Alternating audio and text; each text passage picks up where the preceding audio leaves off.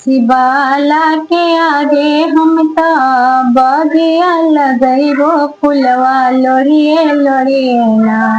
अपना भोले जी पे चढ़ैबो फुलवा लोरिए लोरिए ना। मंदिर के आगे हम त पोखरा खनैबो जलवा भरिए भरिए ना। अपना भोले पर चढ़ैबो जलवा भरिए भरिए ना। मंदिर के आरी पारी मंदिर के आरी पारी भांगिया लगैबो भंगिया पिसिए पिसिए ना।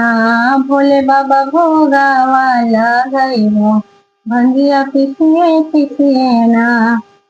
सब के देनी भोला बाबा आन धन लक्ष्मी काहे हमरा बेरियाना।